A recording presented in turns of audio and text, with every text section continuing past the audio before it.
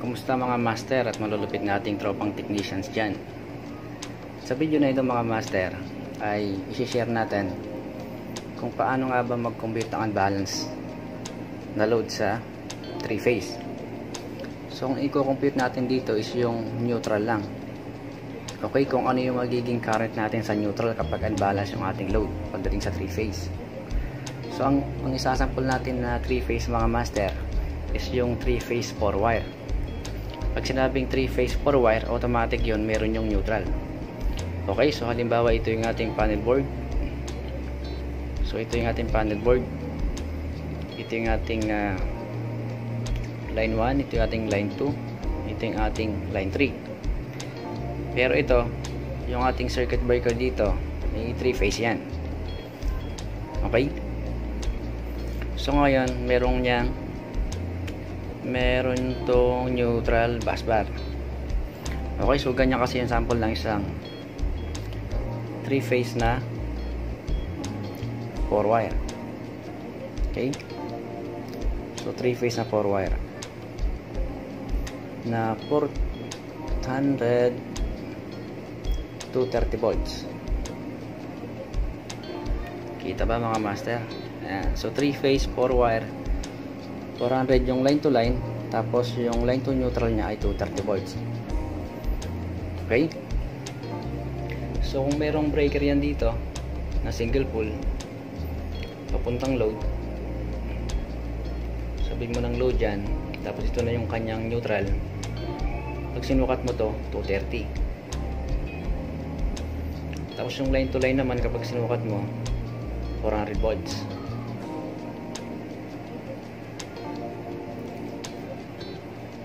Okay, so ayan, teka lang, hindi natin kita ayusin natin. So kapag sinukat natin to 400 volts to yung kanyang line to line. Okay, so dito kapag 3-phase, kailangan lagi nakabalance yung load natin, kasi kapag hindi nakabalance yan mga master, magkakaroon tayo ng current sa neutral. Kapag nagkaroon tayo ng current sa neutral,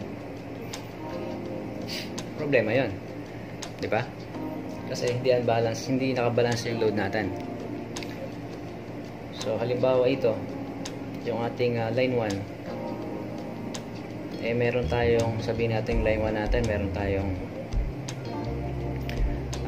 5 ampere, tapos yung line 2 naman natin meron tayong 10 ampere, yung line 3 natin meron tayong 15. So pag hindi nakabalance yan, automatic yan yung current pupunta dito sa neutral. Magkakaroon ng current yung neutral mo, magkakaroon ng current ito. Okay, so yun yung i-compute natin kung ano yung magiging current natin sa neutral kapag unbalance yung ating load. Alright, so ito yung sample nating panel board. So 3-phase tayo, 4-wire kasama neutral. Syempre plus ground na rin yan sa actual, merong busbar yan para sa ground. Okay, so yan yung gagawin natin mga master. Ang itsura niyan mga master, pagdating sa transformer, yung pinaka line side natin, ganito ang itsura niyan. Halimbawa, ito yung ating transformer winding. So primary, sabihin na natin 13.8. So 13.8 kV, ito yung ating primary. Tapos ito naman yung ating secondary. Okay, yan. Siya ng medyo pangit yung drawing natin. Okay, so yung primary natin is 13.8 kV, yung secondary natin at yung line to line natin 400 volts. Okay, Y 230. Ibig sabihin, kapag ita-diagram natin yung kanyang winding, ganito ang itsura niyan. So itong tatlo na to magkakadikit yan. Diba kapag nakabank yan, ito yung ating neutral.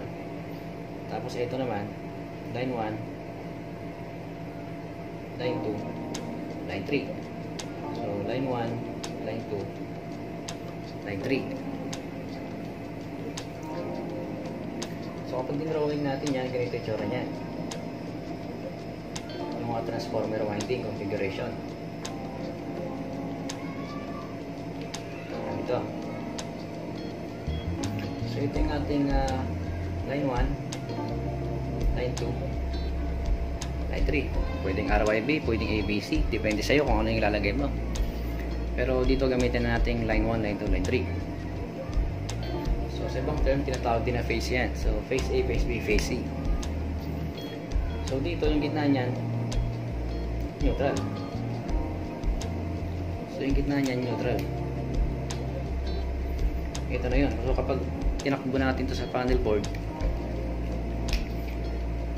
ang magiging tsura niyan, ito pupunta ng line 1. Okay, ito naman pupunta ng line 2. Pupunta ng line 3. Tapos ito pupunta ng neutral. Okay? So, kapag sinukat mo yan dito, ganito rin. 230 rin yung magiging line 2 neutral volts. Tapos yung line 2 line natin ay 400 volts. Okay? So, ganyan yung transformer configurations ng delta Y. So, dito hindi na natin mapakita yung kung ano yung tsura ng delta. Kasi alam naman na natin yun, diba? So, ganito lang yan, mga master. Delta, tapos secondary Y. So, drawing na rin natin. So, ang delta, ganito lang din, parang sa motor lang. Okay. Ayan. Tapos, ayan. So, line 1, line 2, line 3. Dito walang neutral kasi 38 tayo. Okay, so high voltage tayo dito. Okay, so pwede magkaroon ng neutral yan, depende sa type ng supply nyo or sa utility niyo. Pero itong sample natin, pinakita ko lang dito na yung ating primary is 13.8, yung ating secondary is 400 with neutral 230 volts.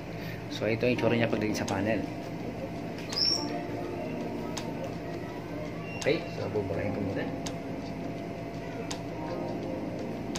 So ang itsura niyan, yun nga na sinabi ko kanina, kapag binagsak natin ito sa panel board, ganito ang itsura niya mga master. Pupunta ng line 1, ito naman pupunta ng line 2. Tapos yung line 3 mo, ito, pupunta dito ng line 3. Tapos yung neutral natin, ganun din, tatamburin niya sa neutral. So, iikot na ganun. Okay, so dito, diretso ka na. Kasi mahaba yung ikutan. So, yan siya na yung drawing natin parang nakaganyan. Pangit ang drawing ko. Okay, so ganyan yung itsura pagdating sa panel board. Ito yung secondary side ng transformer natin. Ito yung primary. Okay? So ngayon na i-compute natin mga masters yung ating magiging neutral current kapag unbalance yung load natin. So tulad nga na sinabi ko kanina, yung line 1 natin, halimbawa meron tayong sample na load na 5 ampere. Yung line 2 natin, meron tayong 10 ampere. At yung line 3 natin, meron tayong 15 ampere. So ibig sabihin, yung current natin sa line 1, ulitin natin, yung current natin sa line 1, 5 ampere. Dito naman kapag clean up mo, 10 ampere. Kapag clean up mo yan, meron kang 15 ampere. So ibig sabihin, unbalance yung load natin. So kapag unbalance, ang current natin, sa neutral magkakaroon ng current. Okay? So magkakaroon tayo ng current dito. Ngayon ang gagawin natin, paano ba mag-compute ng current sa neutral? Okay? So yun yung gagawin natin. So ang gagawin natin formula, kasi maraming method tsaka formula na ginagamit. Pero ang gagamitin natin is yung pang electricians lang, syempre yung madaling tandaan tsaka madaling gawin. So yun yung gagawin natin mga master. Okay, so buburahin ko muna.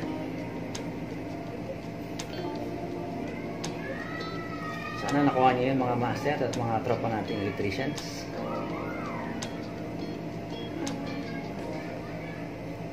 Okay, so ngayon ang formula natin, simple lang din mga master, yung formula ang gagamitin natin.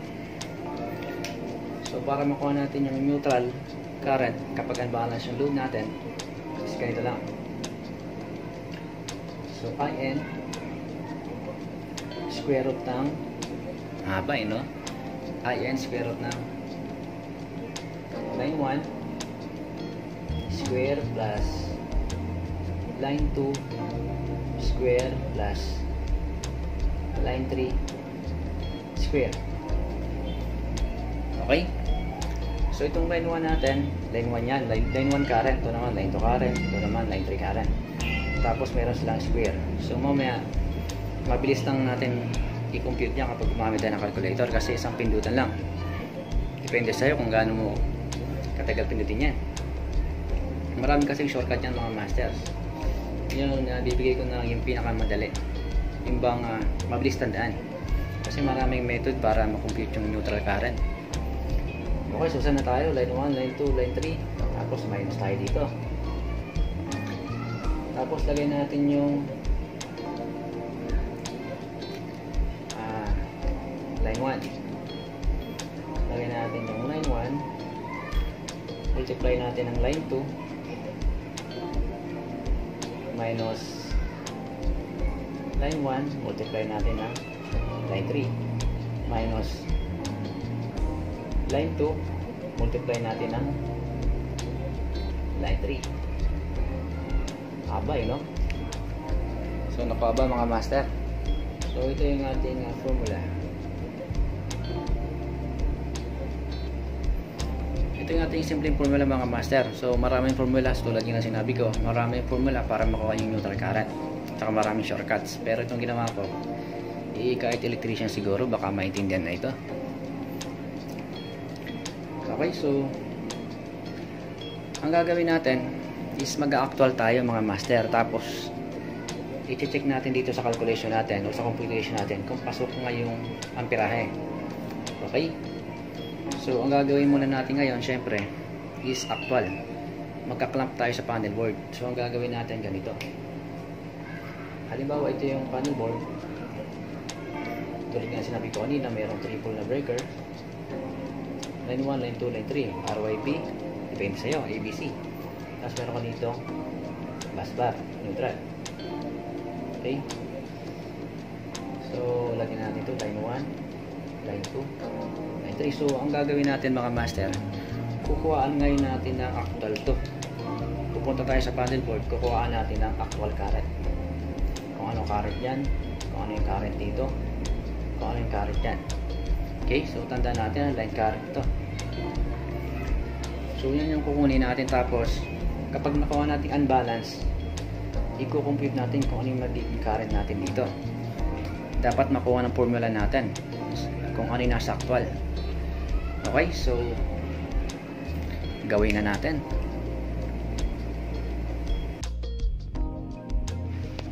Okay mga master, so ito na ating panel board. So kung papansinin natin, 3 phase ito.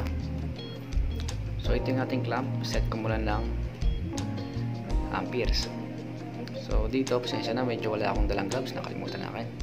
Pero kapag gagawa kayo nito, dapat safety first lagi. Meron kayong safety gloves. Kayo rubber gloves. So una i-clamp na akin yung line 1. So dito meron tayong 0.4. Okay. So tapos line 2 naman, kuhaan din natin. So 3.6. So yan, naglalaro, nagki 3.5. Tapos line 3. So line 3 natin.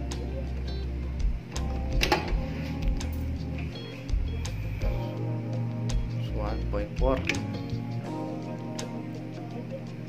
Tapos yung ating neutral, so meron tayong amperahe sa neutral 2.0 kasi kanina hindi nakabalanse yung ating line to line. Okay, so meron tayong 2.0 ampere. So 2 ampere yung ating current sa neutral. Okay, so compute na natin.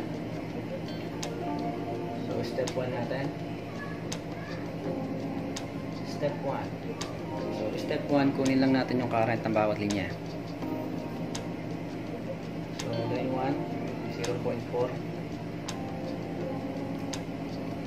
Line 2, 3.5. line 3, 1.4. So, amp yan Ngayon, kailangan natin lagyan ng square. So, square, square, square. Okay, so ganyan lang kasimple.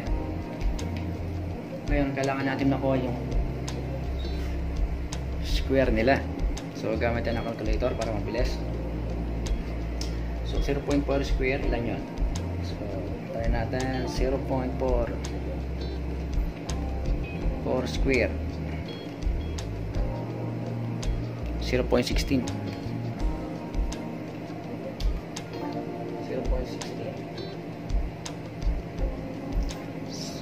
pangalawa naman 3.5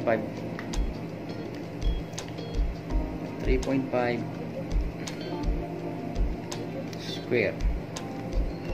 Okay, so 12.25.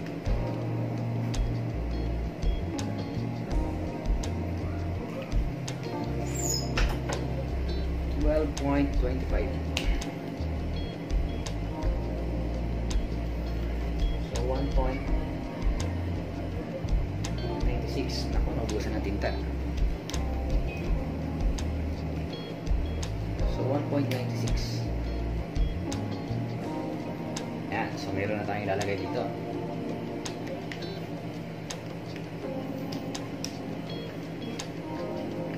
Okay, so step 2 natin.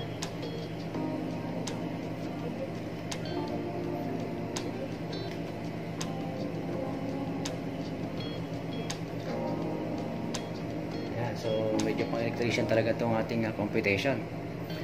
So, step 2 natin, ilalagay natin itong mga multiply ng bawat linya. Okay? So, paano gawin? So, line 1, multiply lang natin ng line 2. Line 1, line 2, dito naman. Line 1, line 3, line 2, line 3. So, line 1, multiply natin line 2. Simple lang, so 0.4. So, 0.4, multiply natin ng 3.5. Ilan? Yan. So, bibilisan na natin. 0.4, 3.5. So, 0.4, multiply natin ng 3.5. Line 1, line 3. Line 1, line 3. 0.4, multiply natin ng 1.4. Line 2, line 3. 3.5, multiply natin ng 1.4.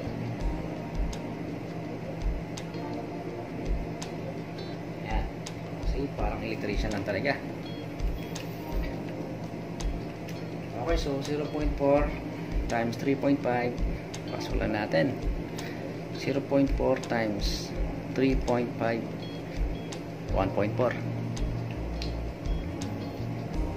So, lagyan natin dito, 1.4 ampere.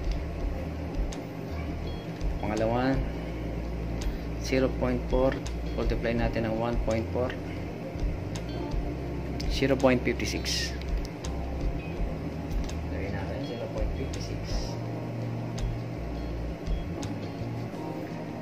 Line 2, line 3, multiply natin ilan? So, line 2, multiply natin ng line 3, 3.5, multiply ng 1.4. So, 3.5, multiply natin ng 1.4. 4.9. So, meron tayo 4.9. So, 4.9. Ayan, so, ibig sabihin may mga value na tayo doon sa ating formula na ilalagay natin. So ito, mayroon po itong method na isang pindot lang. Pero ngayon, maganda kasi na malaman natin yung pinaka-manual niya. So, okay mga master, so ipasok na natin. So, IN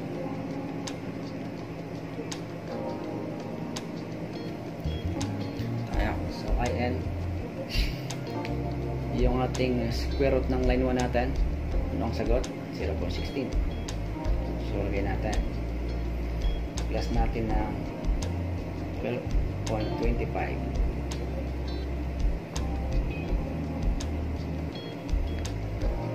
Plus natin ng yung line 3 natin 1.96. Tapos minus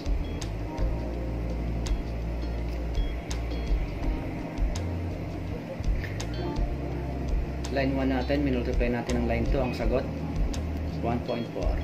So ganun lang, 1.4 minus line 1, multiply natin yung line 3, ang sagot natin dito 0.56.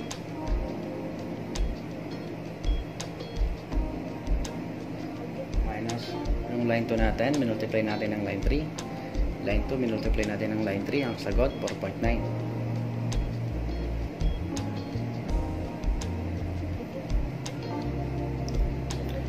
Okay, so ito na, nalagay na natin. So ngayon, ang gagawin natin, gagamit na ng calculator para mabilis, para isahan na lang. Okay, so paano gawin yan? Ganito lang. So IN uli natin, tapos square root na, ipasok ngayon natin to lahat sa calculator. So 0.6 0.16 plus 12.25 plus 1.96 minus 1.4 minus 0.56 minus 4.9 7.51.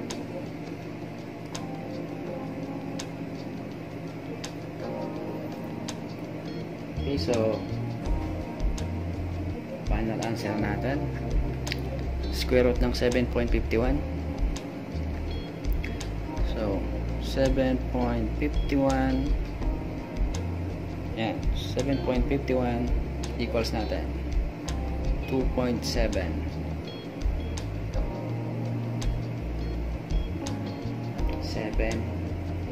ampere. Okay. So, nakuha na natin ang master. Ito yung ating neutral current dito. Okay. So, 2.7 of 2 amperes. So, hindi nagkakalayo, di ba? So, ayan yung ating current natin sa neutral kapag unbalance yung load natin. So ganyan lang kasimple mga master. So yung line 1 natin 0.4, line 2 natin 3.5, tapos meron tayong 1.4. So kung papansinin natin yung formula natin, napakadali lang, parang high school lang, di ba? So para makuha yung neutral natin kapag unbalance yung load natin, ito lang yung gawin nyo. So marami pang method dyan tsaka formula na madali, kaso pang engineering na kasi yun mga master. So ito lang yung nakikita ko na medyo mabilis tandaan. So yan yung basic computation ng current kapag unbalance yung load natin. So itong panel natin 3 phase to So line 1, line 2, line 3, tapos mayroon tayong neutral. So tulad nga na sinabi ko, kapag yung line 1 mo is unbalance ka sa line 2, hindi sila pare-pareho or hindi sila identical, magkakaroon ng return yung current mo, ay yung neutral mo magkakaroon ng current. Kasi yung neutral, trabaho ng neutral is current carrying conductor siya. Ibig sabihin, siya ang nagbabalanse ng current. Okay, so sa kanya lang tapon ng mga current kapag hindi balance yung load natin bawat linya. So yun yung trabaho ng neutral.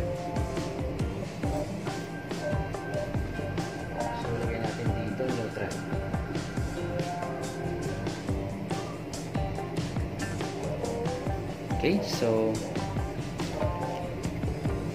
yan lang mga master. Sana may natutunan na naman kayo. Hanggang sa susunod ulit. Thank you.